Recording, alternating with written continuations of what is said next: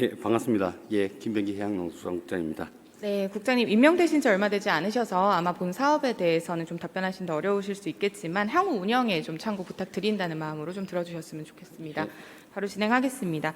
국장님, 만약에 해양농수산국에서 7천만 원 정도의 지원금이 있다고 가정을 하고 목적은 사업 활성화나 마케팅, 신기술 적용, R&D 등이라고 할 때 연매출 700억 원의 기업과 연매출 7천만 원의 기업 어디에 지원하는 것이 상대적으로 도움이 클 것이라 생각하십니까? 제가 신성장산업국장으로 창업 업무를 2년 정도 했었습니다.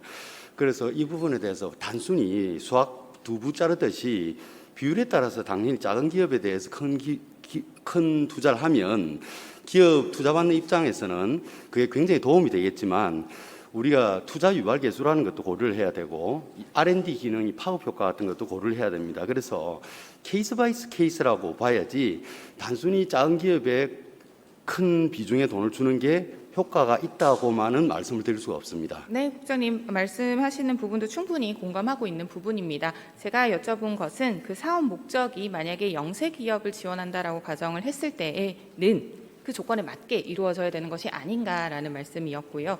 실제로 연매출 700억 원 정도 되는 기업인 경우에는 그러한 활동을 함에 있어서 자생력이 충분하지 않겠습니까? 그리고 우리 부산 같은 경우는 향토 기업이나 기업인 예우에 대한 지원 조례도 있는 만큼 이미 지원을 받고 있는 부분이 있기 때문에 영세성이라는 것을 강조하게 된다면 지금 저렇게 인배료나 인건비 전문가비가 절실한 저런 영세 소상공인을 조금 더 발로 뛰며 찾아야 되겠다라는 말씀으로 말씀을 드린 겁니다. 예. 다음 슬라이드를 보면서 좀 말씀을 드릴게요.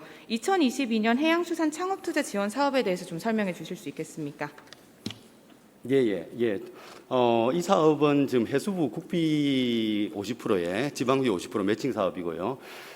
수산 분야는 농업 분야와 마찬가지로 영세하기 때문에 R&D 공모 사업에 응모하기 어렵습니다. 예를 들어서 주로 이제 정부 R&D 사업은 산자부와 과기부에서 하게 되는데 워낙 영세하기 때문에 그 신청서 그 공모 사업서를 작성할 능력도 안 되는 경우가 많기 때문에 이런 경우에는 이제 이런 우리 농산 분야를 보호하기 위해서 해수부에서 특별히 만든 프로그램이라고 보시면 되겠습니다. 예. 네, 그러니까 영세 기업 위주로 지원하는 프로그램입니다. 예, 너무 좋은 사업이라고 생각을 합니다. 창업 초기 기업하고 창업 성장 기업으로 구분하여 지원하도록 하였고 다음 슬라이드 보시면 25페이지에는 부산시 또한 사업 목적을 수산기업의 영세성이라고도 얘기를 하고 있습니다. 그 다음 슬라이드 보시겠습니다.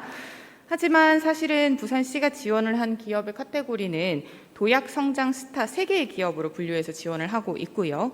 그 중에는 A사의 경우 PPT 26쪽 보시겠습니다. A사의 경우 매출 규모가 700억 원이 넘는 중견기업 수준도 있습니다. B사의 경우 매출액이 400억 원 가량 되고 수출은 500억 원 가량 이상 되는 기업이었습니다.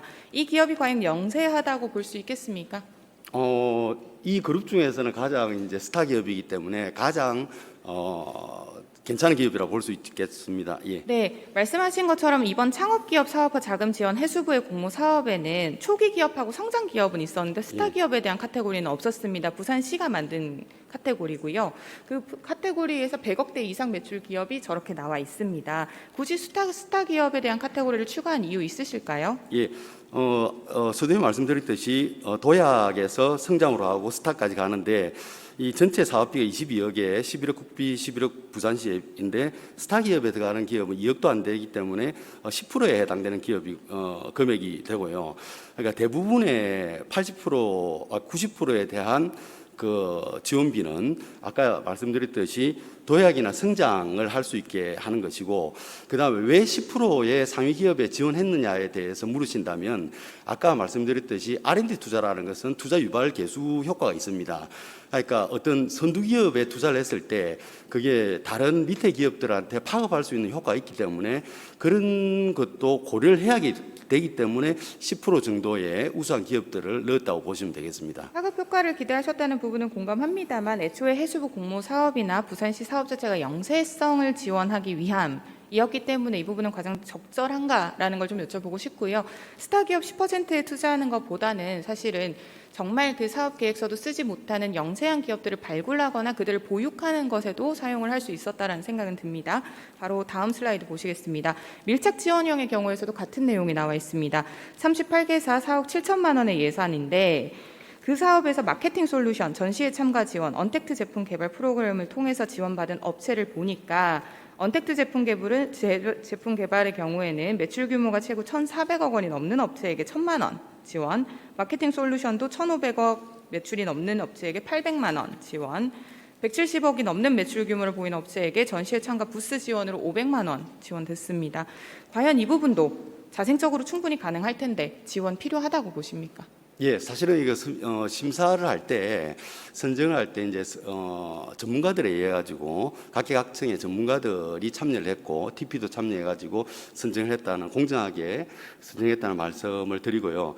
그다음에 추가로 조금만 더 말씀을 드리는, 시간 없으시겠지만, 그러니까 원래 기업을 성장하는 단계가 가장 우수한 기업 같은 경우는 펀드 투자가 들어와서 회수를 목적으로 큰 기업이지만 투자를 하고 회수를 해서 더 큰 기업으로 아이콘으로, 그러니까 유니콘으로 갈 수 있게끔 해주는 거고, 그 밑에 단계일 때는 금융 지원을 해서 기업 비용을 낮춰주는 방법이 있고, 근데 아주 한계 기업이라든지 약한 기업의 경우에는 지금과 같이 우리가 국시비로 지원을 해가지고 어느 정도 키워가지고 펀드 투자를 받을 수 있을 정도까지를 키워주는 겁니다. 그래서 이제 제가 말씀드렸듯이 도약에서 성장으로 키워서 그다음 스타기업까지 갈 수 있게끔 그 각 단계별로 지원하는 게 다 다르기 때문에 반드시 두부 자르듯이 이 사업이 영세기업이 목적이라면, 농업과 수산업이 영세기업이기 때문에 산업의 특성이 그렇다는 것이지, 농업과 기업에 대해서 무조건 영세기업을 지원해라는 말은 아니거든요. 산업의 특성이 그렇다고는 말씀하시지만 국장님께서 말씀하시는 부분은 굉장히 공감합니다. 단계별로 접근해야 된다는 것도 너무 정확하게 알고 계시는데, 산업의 특성이 그렇다고는 하지만 일반적으로 정말 지금 임대료도 못 내는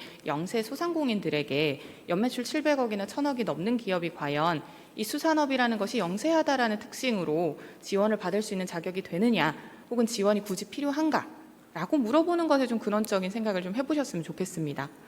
조금 더 창업 기업을 발로 뛰면서 좀 찾아봐 주시면 좋을 것 같고요. 시 자체도 못 찾아오는 기업이 많으니까요. 이제 그런 부분에 조금 관심을 가져주시면 좋겠습니다, 국장님. 예. 네, 감사합니다. 예, 의원님 말씀 명심하고 열심히 하도록 하겠습니다. 네, 감사합니다. 예, 감사합니다. 다음은 이성건 경제부시장님 답변대로 모시겠습니다.